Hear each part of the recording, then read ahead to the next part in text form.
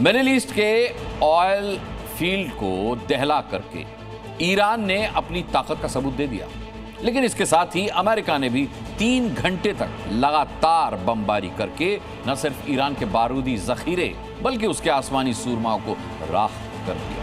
आखिर कैसे ट्रंप ने 180 मिनट में ईरान की वायुसेना का खात्मा किया, कैसे अब तक भीषण प्रहार किया, देखिए।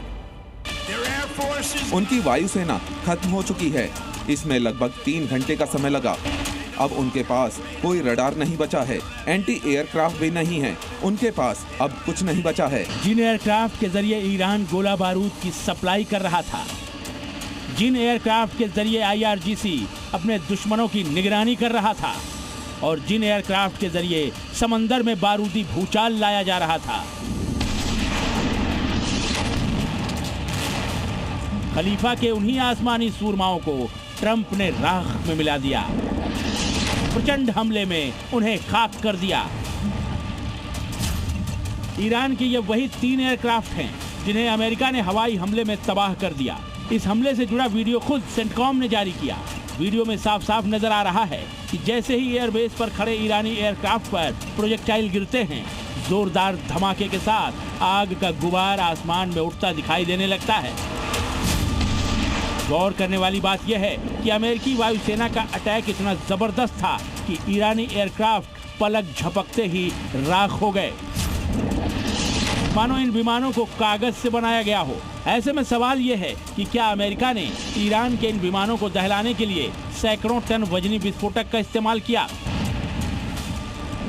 फिलहाल अमेरिका ने किस विनाशक का इस्तेमाल किया, इससे जुड़ी कोई जानकारी तो सामने नहीं आई, लेकिन इस हमले के बाद यूएस प्रेसिडेंट ट्रंप का बयान जरूर सामने आया।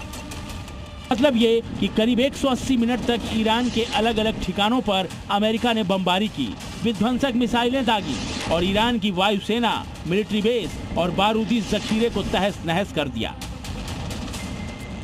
अब सवाल ये है कि अमेरिका की इस स्ट्राइक में ईरान को कितना नुकसान हुआ। यूएस एयरफोर्स ने जिन ईरानी विमानों को तबाह किया, आखिर वो खलीफा के लिए कितने अहम थे और कैसे जंग में ईरानी सेना के लिए गेम चेंजर बने हुए थे। सबसे पहले बात ईरान के C-130 हरक्यूलिस की। C-130 हरक्यूलिस एक मालवाहक विमान है जो कि 590 किलोमीटर प्रति घंटे की रफ्तार से उड़ान भरता है। ये कच्चे रनवे पर टेक ऑफ और लैंडिंग कर सकता है। इसके जरिए IRGC गोला बारूद की सप्लाई करती थी। P-3 ओरियन एक एंटी सबमरीन विमान है जो 750 किलोमीटर प्रति घंटे की रफ्तार से उड़ सकता है। ये विमान समंदर में निगरानी का काम करता है, सबमरीन और शिप पर हमलों को भी अंजाम देता है। इल्यूसिन 276 भी एक मालवाहक एयरक्राफ्ट है। ये 850 किलोमीटर प्रति घंटे की रफ्तार से उड़ सकता है। ये विमान करीब 50 टन पेलोड ले जाने में सक्षम है। मेड इन रूस इस विमान को IRGC इस्तेमाल करती थी।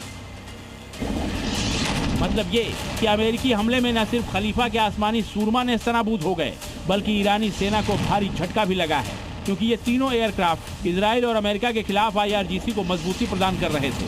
वहीं इस हमले के बाद सेंटकॉम ने यह भी दावा किया है कि बीते 13 दिनों में ईरान के 5000 से भी ज्यादा टारगेट तबाह किए गए हैं, जिनमें ईरानी सेना के कमांड और control centre, integrated air defence system, ballistic missile system, नौसेना के जहाज और पनडुब्बियां, एंटी शिप मिसाइलें, सैन्य संचार व्यवस्था और बैलिस्टिक मिसाइल और ड्रोन्स बनाने वाली फैक्ट्रियां शामिल हैं। और आगे भी ईरान पर इसी तरह के हमले जारी रहेंगे। ब्यूरो रिपोर्ट, जी मीडिया।